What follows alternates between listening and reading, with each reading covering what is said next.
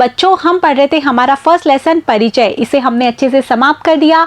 हमने बहुत सारी जानकारी यहाँ पर हासिल की कि हमने पढ़ा कि समष्टि अर्थशास्त्र किसे कहते हैं, समष्टि अर्थशास्त्र की आवश्यकता हमें क्यों हुई, समष्टि अर्थशास्त्र का उद्भव किस प्रकार हुआ, हमने पूंजीवादी अर्थव्यवस्था के बारे में जाना और फिर हमने अर्थव्यवस्था के विभिन्न क्षेत्रों का अध्ययन किया। हमने 1929 से 1933 की महामंदी के दौर में भी के बारे में चर्चा की। अब इतना सब पढ़ने के बाद आप पाठ्य पुस्तक के प्रश्न तो आसानी से हल कर पाएंगे। तो अब हम पढ़ेंगे पाठ्य पुस्तक के प्रश्न, जिसका कि पहला प्रश्न है ये। बच्चों पहला प्रश्न है व्यष्टि अर्थशास्त्र और समष्टि अर्थशास्त्र में क्या अंतर है। तो हमने व्यष्टि अर्थशास्त्र के बारे में अच्छे से अध्ययन किया था पहली बुक में। अब समष्टि अर्थशास्त्र को हमने स्टार्ट किया है, जिसमें हम समष्टि अर्थशास्त्र के बारे में सब कुछ जानेंगे। तो जैसा कि हमने पहले वीडियो में बताया था कि समष्टि अर्थशास्त्र क्यों उद्भव हुआ, कि समष्टि अर्थशास्त्र की आवश्यकता क्यों हुई, व्यष्टि अर्थशास्त्र से ये किस प्रकार से भिन्न है। तो हम यहाँ पर अंतर को देख लेते हैं यहाँ पर कि व्यष्टि और समष्टि अर्थशास्त्र में अंतर को हम निम्न तालिका से स्पष्ट किया जा सकता है।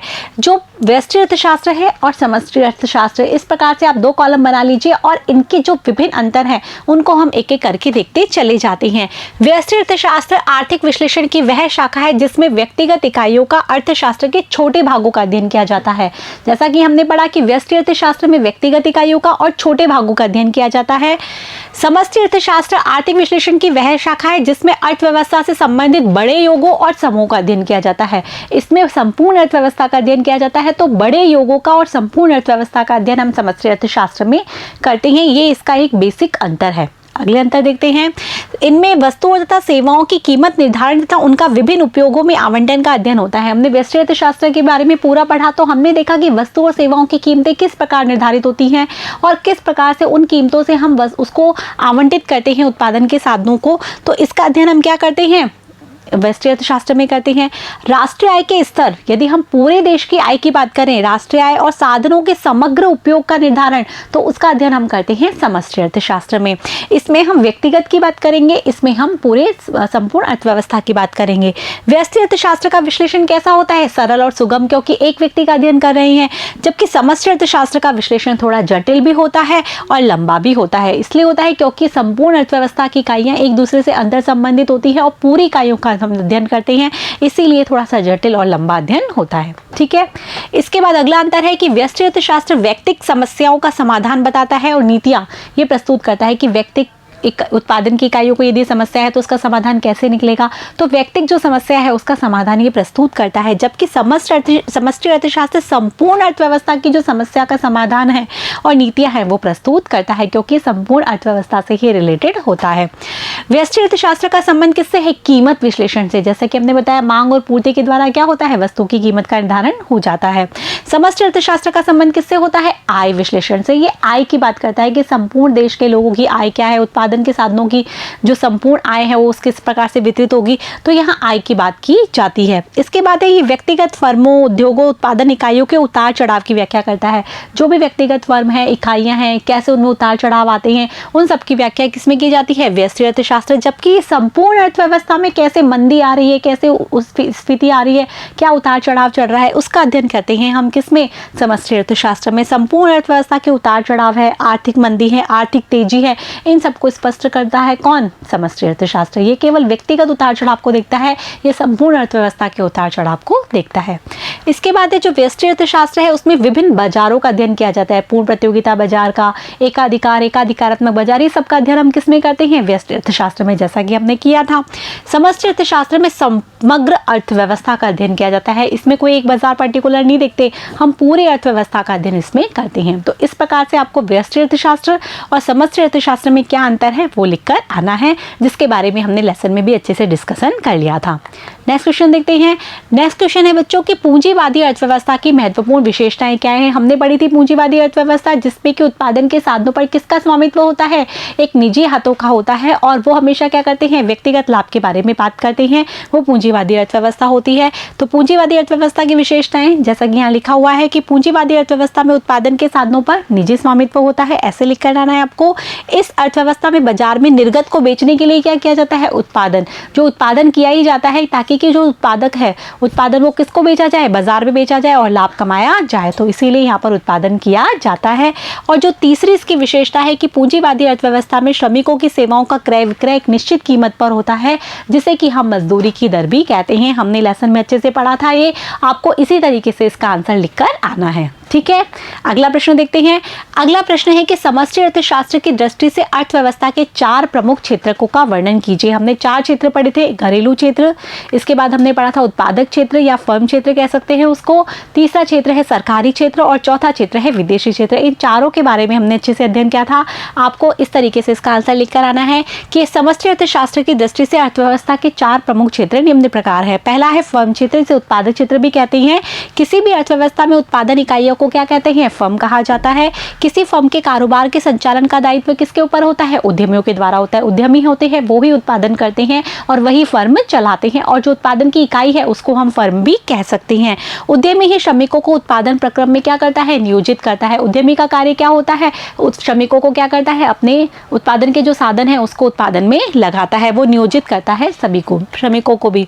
इन आगतों के नियोजन के उपरांत उद्यमी उत्पादन प्रक्रिया का क्या करता है, संचालन। उत्पादन के जो साधन है या आगत भी बोलते हैं, जिसको इनपुट्स भी कहते हैं, उनको क्या करता है, वो इकट्ठा करता है, उनको लगाता है उत्पादन में, और इसके बाद वो उत्पादन की प्रक्रिया क्या करता है, संचालित करता है। और उसका उद्देश्य क्या होता है, वस्तु और सेवाओं का उत्पादन करना और उनको बाजार में बेचकर क्या करना, लाभ कमाना। उत्पादन के साधनों को काम में लेना, उनसे क्या करना, उत्पादन करवाना और उसको बाजार में बेचना और लाभ कमाना। ठीक है बच्चों, तो इस प्रकार से ये उद्यमी का कार्य होता है या फर्म का कार्य होता है।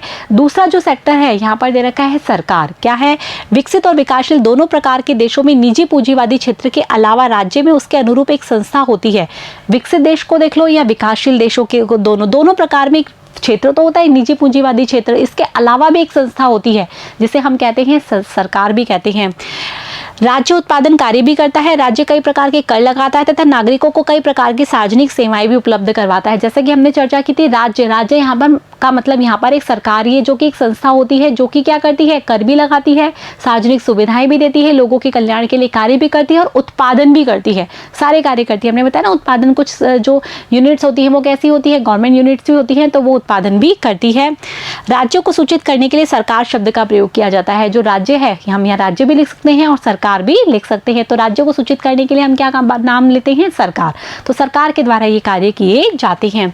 इसके बाद जो तीसरा सेक्टर आता है पारिवारिक क्षेत्र या घरेलू क्षेत्र। किसी अर्थव्यवस्था में फर्म व सरकार के अतिरिक्त तीसरा जो बड़ा क्षेत्र होता है वो पारिवारिक क्षेत्र होता है। यह परिवार से हमारा तात्पर्य क्या है, एकल जो व्यक्तिगत उपभोक्ता होता है, इसका मतलब क्या है, परिवार, जो अपने उपयोग से संबंधित निर्णय और कई व्यक्तियों के समूह जिसके उपभोग से संबंधित निर्णय संयुक्त रूप से लिए जाते हैं। मतलब उपभोग से संबंधित जो निर्णय लेता है वही कौन होता है, परिवार होता है, जिसमें एक व्यक्ति भी हो सकता है या व्यक्तियों का समूह भी हो सकता है। पारिवारिक क्षेत्र द्वारा फर्मों को श्रमिकों की क्या की जाती है, पूर्ति की जाती है। जैसे हमने बताया कि यदि फर्मों को जो भी उत्पादन के साधन देना है उसकी पूर्ति किसके द्वारा की जाती है, पारिवारिक क्षेत्र के द्वारा, जिससे उन्हें मजदूरी प्राप्त होती है, जिसके फलस्वरूप बाजार में वस्तु और सेवाओं की क्या करते हैं, मांग उत्पन्न करते हैं। उन्हें क्या मिलती है, जो भी श्रमिक है उसको मजदूरी मिल रही है, फिर उसके बाद वो उसकी आय का स्रोत हो गई और उसके बाद ही वो वस्तु और सेवाओं की क्या करता है, मांग करता है। ठीक है बच्चों, समझ में आ गया। चौथा जो क्षेत्र है वो है बाह्य क्षेत्र या विदेशी क्षेत्र।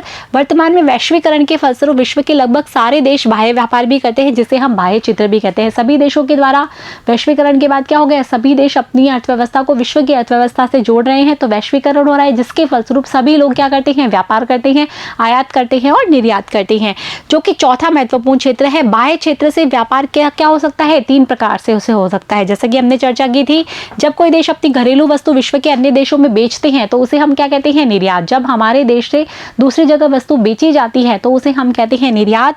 दूसरा है, कोई देश जब विश्व के अन्य देशों से वस्तुएं खरीदता है तो उसे हम क्या कहते हैं, आयात। जब दूसरे देश से वस्तुएं हमारे देश में मंगाई जा रही हैं तो उसे हम कहते हैं आयात। आयात और निर्यात के अलावा दूसरी तरह के विश्व के अन्य देश किसी देश की अर्थव्यवस्था को प्रभावित करते हैं। तो आयात और निर्यात के अलावा भी एक तत्व है जिसके द्वारा एक देश की अर्थव्यवस्था दूसरे देश की अर्थव्यवस्था से क्या होती है, प्रभावित होती है। वो क्या है, किसी देश की अर्थव्यवस्था में विदेशी पूंजी का भी क्या हो सकता है, प्रवाह हो सकता है, अथवा कोई देश विदेशों में भी पूंजी का क्या कर सकता है, निर्यात या आयात कर सकता है। विदेशों से पूंजी मंगाई जा सकती है या विदेशों में अपनी पूंजी भेजी जा सकती है, तो ये पूंजी का क्या होता है, प्रवाह होता है। तो इस प्रकार से तो बाह्य क्षेत्र होता है, विदेशी क्षेत्र होता है, वो ये 3 प्रकार से कार्य करता है। ठीक है, जिसका हमने लेसन में भी अच्छे से डिस्कशन कर लिया था। तो आपको इस तरीके से चारों क्षेत्रों के बारे में लिख कर आना है कि घरेलू क्षेत्र क्या होता है, व्यापारिक क्षेत्र क्या होता है, इसे हम फर्म क्षेत्र भी कह सकते हैं या उत्पादक क्षेत्र भी कहते हैं, और जो तीसरा क्षेत्र है सरकारी क्षेत्र, और चौथा क्षेत्र है बाह्य क्षेत्र या विदेशी क्षेत्र। तो इस प्रकार से आपको इसका आंसर लिख कर आना है। नेक्स्ट क्वेश्चन देखते हैं। नेक्स्ट क्वेश्चन है बच्चों कि 1929 की महामंदी का वर्णन करें। तो हमने अच्छे से पढ़ा था कि 1929 से 1933 के बीच में क्या आई थी, महामंदी आई थी, और उस महामंदी के दौर में अर्थव्यवस्था में रोजगार का स्तर गिर गया था, इसके अलावा आय का स्तर गिर गया था और उत्पादन का स्तर भी गिर गया था। महामंदी का दौर, जो कि विश्व की सबसे बड़ी महामंदी कहा जाती है, ये किस लिए आई थी, क्योंकि एक देश की अर्थव्यवस्था दूसरे देश की अर्थव्यवस्था से भी जुड़ी हुई है। तो इसी वजह से क्या हुआ था कि इसका जो प्रभाव है वो एक देश से दूसरे देश पर भी पड़ा था, जिसका हमने लेसन में बहुत अच्छे से डिस्कशन किया था कि क्या हो गया था, जो क्लासिकल विचारधारा है जिसके हिसाब से कि हमेशा से पूर्ण रोजगार पाया जाता है, पूर्ण संतुलन में रहती है अर्थव्यवस्था, किसी भी बाह्य हस्तक्षेप की आवश्यकता ही नहीं होती। तो ये आवश्यकता कब हुई, जब ये महामंदी आई। तो क्या था ये दौर, इसके बारे में आपको इस तरीके से आंसर लिखना है इसका कि इससे पूर्व के अर्थशास्त्री मानते थे कि अर्थव्यवस्था में उन सभी लोगों को रोजगार प्राप्त हो जाता है जो क्या करना चाहते हैं, काम करना चाहते हैं। किंतु 1929 में पूरे विश्व में महामंदी का दौर आया। सब लोग मतलब रोजगार में कार्य प्राप्त कर लेते हैं, सबको रोजगार मिल जाता है, ऐसा कीन से पूर्व के जो अर्थशास्त्री हैं वो सोचते हैं। लेकिन 1929 में महामंदी का दौर आया। 1929 की महामंदी और उसके बाद के वर्षों में देखा गया कि यूरोप और उत्तर अमेरिका के देशों के निर्गत और रोजगार के स्तर में क्या आई, गिरावट आई। जो महामंदी आई उसमें यही हुआ था, उत्पादन का स्तर और रोजगार का स्तर दोनों गिर गए थे 1929 में। इसका प्रभाव दुनिया के अन्य देशों पर भी पड़ा, क्योंकि एक देश दूसरी अर्थव्यवस्था से जुड़े हुए होते हैं, तो दूसरे देशों पर भी इसका प्रभाव पड़ा। बाजार में वस्तुओं की मांग कम थी और कई कारखाने क्या हो गए, बेकार पड़े थे, श्रमिकों को काम से निकाल दिया गया था, बहुत सारे लोग बेरोजगार हो गए। संयुक्त राज्य अमेरिका में 1929 से 1933 तक बेरोजगारी की दर 3% से बढ़कर कितनी हो गई, 25% लोग बेरोजगार हो गए। इस अवधि के दौरान संयुक्त राज्य अमेरिका में समस्त निर्गत में जो कुल उत्पादन है उसमें लगभग 33% की गिरावट आई। इन घटनाओं ने अर्थशास्त्रियों को नई तरीके से अर्थव्यवस्था के प्रकार के संबंध में सोचने को प्रेरित कर दिया कि जो क्लासिकल विचारधारा वाले जो लोग सोचते थे उसके बिल्कुल विपरीत हो गया। बेरोजगारी भी बहुत बढ़ गई, उत्पादन का स्तर भी बहुत गिर गया, इसके अलावा जो आय का स्तर है वो भी बहुत अधिक कम हो गया। तो इसकी वजह से लोगों को क्या हो गया, सोचना पड़ा कि क्या ये स्थिति क्यों आई है। तो अर्थव्यवस्था के बारे में वापस से सोचने को यहाँ पर मजबूर कर दिया अर्थशास्त्रियों को। यह सच है कि जिस अर्थव्यवस्था में बेरोजगारी लंबी अवधि तक विद्यमान होगी वहाँ एक सिद्धांत की प्रस्तुति और उसकी व्याख्या की आवश्यकता जरूर होगी। इतने लंबे टाइम तक बेरोजगारी चलती रही और इसका कोई सॉल्यूशन नहीं निकल पाया, तब वहाँ पर एक सिद्धांत की आवश्यकता तो होगी ही होगी। तो ऐसे में कीन्स की जो पुस्तक आई, the general theory of employment, interest and money, उसने इस दिशा में एक अच्छा प्रयास साबित हुआ। ये अपेन पूर्ववर्तियों के विपरीत उनका दृष्टिकोण अर्थव्यवस्था की कार्यप्रणाली और विभिन्न क्षेत्रों की परस्पर निर्भरता का परीक्षण करना था। इन्होंने जो पूर्ववर्ती लोग थे उनके विपरीत, जो क्लासिकल अर्थशास्त्री हैं उनके विपरीत एक नई संकल्पना दी, और उनका दृष्टिकोण क्या था कि अर्थव्यवस्था की जो कार्यप्रणाली है और उसके विभिन्न क्षेत्र है उसकी परस्पर जो निर्भरता है उसका परीक्षण करना था। समष्टि अर्थशास्त्र जैसे विषय का उद्भव ही इसके बाद हुआ। ठीक है बच्चों, समझ में आ गया। तो इस तरीके से आपको 1929 की जो महामंदी है उसके बारे में यहाँ पर जैसे लिखा गया है आपको उस तरीके से इसका आंसर लिखना है, और लेसन में आपको सारी चीज़ें अच्छे से समझा दी गई थी कि किस तरीके से महामंदी का दौर चला था। आ गया बच्चों समझ में। तो इसी के साथ आपके पाठ्य पुस्तक के प्रश्न यहाँ खत्म होते हैं, और इसी के साथ आपका जो पहला लेसन है परिचय वो भी यहाँ समाप्त होता है। अब जो नेक्स्ट लेसन है उसमें हम पढ़ेंगे राष्ट्रीय आय के बारे में कि राष्ट्रीय आय क्या होती है, राष्ट्रीय आय से विभिन्न जुड़े जो तथ्य कौन कौन से होते हैं और राष्ट्रीय आय को हम किस तरीके से मापते हैं।